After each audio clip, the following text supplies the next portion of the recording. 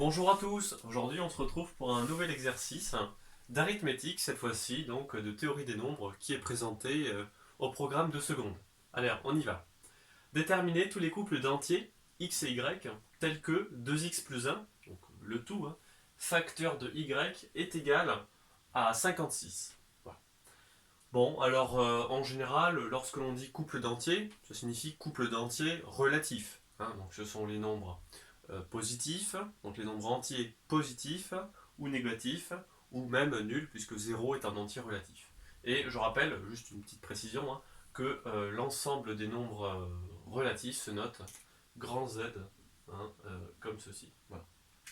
Donc ça c'est l'ensemble des nombres relatifs. Alors si vous voulez mettre, vous voulez pas qu'il y ait de 0, il y a une petite étoile. Voilà, donc ça c'est une petite précision. Toujours utile à savoir. Alors on y va. Lorsque l'on est dans cette configuration d'égalité, on ne sait pas forcément par où commencer.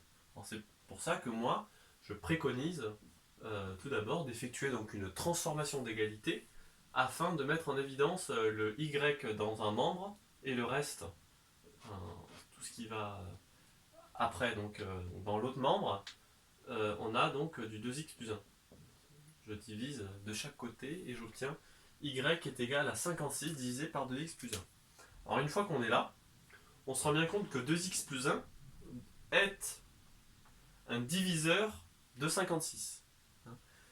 Pour obtenir un couple d'entiers, donc x et y doit être donc un entier relatif, et pour ce faire, il faut que 2x plus 1 soit un diviseur de 56. Autrement dit, 2x plus 1 facteur de y est égal à 56. Voilà. C'est exactement la même chose qu'ici. Donc, x et y entier relatif, qui dit x entier relatif dit 2x un entier pair, toujours relatif, et 2x plus 1, un entier relatif impair. D'accord? Puisque je vous rappelle que les nombres sont alternés pair-impair. Vous avez sans doute constaté qu'il va falloir déterminer l'ensemble des diviseurs de 56, et pour ce faire, il va y avoir une petite astuce que je vous présente tout de suite. Donc 56, c'est égal donc à 1 fois 56. Mais c'est égal aussi à 2 fois 28. Je multiplie par 2 d'un côté, mais je divise par l'autre, par 2 de l'autre côté. On peut y voir une sorte de compensation. Alors, est-ce que 56 est un multiple de 3? Donc, c'est-à-dire, est-ce que l'on peut écrire 56 comme 3 fois quelque chose? Alors, là, il faut se rappeler du critère de divisibilité par 3, qui dit qu'un nombre est divisible par 3 si et seulement si la somme de ces chiffres est un multiple de 3 ou bien est divisible par 3. Bon, ici, il se trouve que 56, donc ça nous donne 11, 5 plus 6, 11. Or, 11 n'est pas un multiple de 3 et n'est pas divisible par 3. Donc, on ne peut pas écrire 3 fois quelque chose donne 56. En revanche, 4, oui, 4, ça marche puisqu'on a 56 est égal à 4 fois 14. Et enfin, si on cherche un tout petit peu, on a 7 fois 8, 56, dans l'étape de multiplication. Alors, ici, vous allez me dire, oui, bon, c'est un peu du tâtonnement, c'est au petit bonheur la chance tant qu'on les trouve, mais bon, tout le monde ne peut pas se permettre de faire comme cela. Eh bien si, parce que ici, il faut y voir comme une sorte de réduction de possibilité de diviseur de 56 au fur et à mesure des égalités. Parce que ici, une fois qu'on passe de cette égalité-là à celle-ci, on se dit, mais est-ce qu'il y a encore des diviseurs entre 1 et 56? Ah bah oui, il y a 2 et 28. Mais est-ce qu'entre 2 et 28, il y a encore deux autres diviseurs? Bah bien sûr, il y a 4 et 14. Et est-ce qu'entre 4 et 14, il y a encore des diviseurs? Oui, il y a 7 et 8. Et une fois qu'on arrive là, entre 7 et 8, est-ce qu'il y a des diviseurs de 56? Ah bah non. Ici, il se trouve que, étant donné que 7 et 8 sont consécutifs, il n'y a pas d'autres diviseurs. En revanche, si vous aviez un écart un peu plus grand, non pas 7 et 8, mais 3 et 10, si on prend par exemple un autre nombre, il aurait fallu donc voir si chaque nombre qui est entre 3 et 10 est un diviseur du nombre en question. Voilà. Donc nous avons l'ensemble des diviseurs positifs de 56, et en plus ils sont rangés dans l'ordre croissant. Maintenant, il existe donc les diviseurs négatifs qui sont ni plus ni moins que les opposés de chaque diviseur positif. Il y a une autre méthode qui permet de prévoir, en tout cas de prédire le nombre de diviseurs positifs ou négatifs eh bien, d'un certain nombre. Donc, par exemple, on va le faire là avec 56. Il faut d'abord décomposer ce nombre en question en produit de facteurs premiers. Donc on y va avec 56. Je décompose en produit de facteurs premiers. Tout le monde, tout le monde sait le faire. Je mets donc les diviseurs premiers ici et le quotient de chaque division ici. 56 divisé par 2, 28. 28 divisé par 2, 14. 14 divisé par 2, ça fait 7. 7 est premier avec lui-même. Bon, avec 7 est premier quoi. 7 divisé par 7, ça fait donc 1. Et donc, ici, on peut écrire 56 est égal à 2 fois 2 fois 2, donc 2 au cube, fois 7. Ok. Alors maintenant, il faut savoir que le nombre de diviseurs de 56, d'un nombre en tout cas, sur notre taux, la lettre taux minuscule, est égal, alors, il faudra faire l'exposant plus 1, facteur de, en fait, le reste. Donc ici, c'est 7 exposant 1, donc ce sera également 1 plus 1. Donc ça nous donne 8. D'accord. Exposant plus 1 multiplié par l'exposant plus 1, et à chaque fois, ce sont des plus 1. Donc là, on en a bien 8. Donc 8, on peut bien évidemment le voir. 1, 2, 3, 4, 5, 6, 7, 8. Pour obtenir donc le nombre de tous les diviseurs positifs et négatifs, étant donné qu'il y en a autant de positifs que autant de négatifs, il faudra donc multiplier le résultat par 2. Donc là, il y en a 16 au total. 16 diviseurs positifs et négatifs de 56. Et vous pouvez remarquer que 0 ne divise aucun nombre. Voilà, alors ici, là, je reviens juste sur cette petite chose. 2x plus 1 donc, est un diviseur de 56. D'accord. Et ça peut également se noter, parce que là, en arithmétique, il y a pas mal de notations qui entrent en jeu. Donc on a 2x, on peut l'écrire comme 2x plus 1 divise 56. Donc ça se lit 2x plus 1 divise 56. D'accord. À ne pas confondre avec le slash, parce que ça c'est une barre verticale, mais à ne pas confondre avec le slash, qui signifie en fait le quotient de 2x plus 1 divisé par 56. C'est pas la même chose. Mais si vous préférez, si vous aimez surtout les congruences, vous pouvez également dire que 56 est congru à 0 modulo, faut pas que je fasse ça, mais modulo 2x plus 1. Voilà. Parce que là, si vous faites 56 moins 0, ça nous donne toujours 56. 56 divisible par 2x plus 1. Donc en tout cas, voilà, divisé par 2x plus 1. Ok. Donc ça, c'était les deux petites notations d'arithmétique qu'il faut un peu connaître. Voilà. Alors maintenant, nous pouvons écrire l'ensemble des diviseurs de 56 dans l'ordre croissant, en commençant par les négatifs et en allant donc jusqu'au positif. On peut l'écrire comme ceci. D de 56 est égal. Alors on commence, hein. Donc on a moins 56, moins 28, moins 14, moins 8, moins 7, moins 4, voilà, moins 2, moins 1. Et ensuite là, il faut repartir donc dans l'autre sens, c'est-à-dire 1, 2, 4, 7, 8, je me mets là, mais 8, 14, 28 et 56.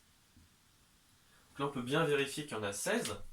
1, 2, 3, 4, 5, 6, 7, 8, 9, 10, 11, 12, 13, 14, 15 et 16. Donc là, j'en ai oublié aucun. Et donc, vous avez constaté qu'il ne faudra piocher que les diviseurs impairs, étant donné que 2x plus 1 est impair. Nous, ce qui nous intéresse, c'est donc la division de 56 par un diviseur impair. Donc là, il faut sélectionner donc les diviseurs impairs, qui sont moins 7, moins 1, 1 et 7. Voilà.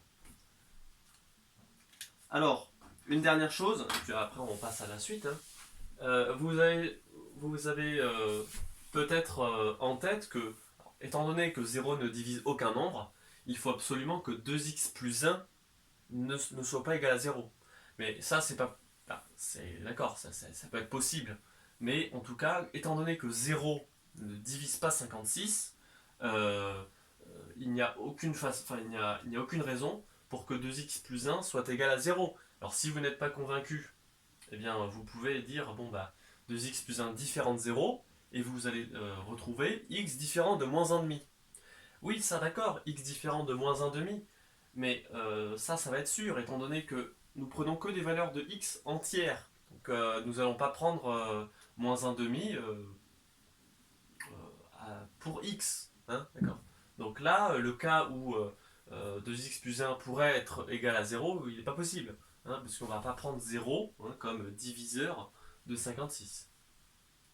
Alors maintenant, il va simplement falloir écrire donc y est égal à 56 divisé par le diviseur impair.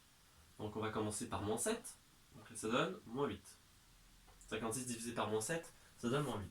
Oui mais, donc là, quand 2x plus 1 est égal à moins 7, y est égal à moins 8. Sauf que moi, c'est pas 2x plus 1 qui m'intéresse, c'est le x. Donc, en complément, il faut que je résolve l'équation 2x plus 1 est égal à moins 7, pour ne trouver que des valeurs de x. Voilà, et donc ça donne... Alors 2x est égal à moins 8. Voilà. Et donc finalement, x est égal à moins 4. Donc lorsque x vaut moins 4, y vaut moins 8. C'est notre premier couple. Moins 4, moins 8. Voilà, après c'est exactement la même chose hein, avec les autres diviseurs. Donc ça fait 56 divisé par moins 1. Alors, je prends dans l'ordre. Donc ça me donne moins 56. Voilà, toujours avec 2x plus 1 est égal à moins 1. Donc là ça me donne 2x est égal donc à moins 1, donc à moins 2. Et finalement, x est égal à moins 1. Donc là, c'est notre deuxième couple. Lorsque x vaut moins 1, y vaut moins 56. Moins 1, moins 56. Ok. Maintenant, on va faire le y est égal à 56 divisé par 1. Ça fait 56. Et toujours avec 2x plus 1 est égal à 1. C'est équivalent à dire que 2x est égal à 0. Et donc x est égal à 0 sur 2, donc x égale 0. Donc lorsque x vaut 0, y vaut 56.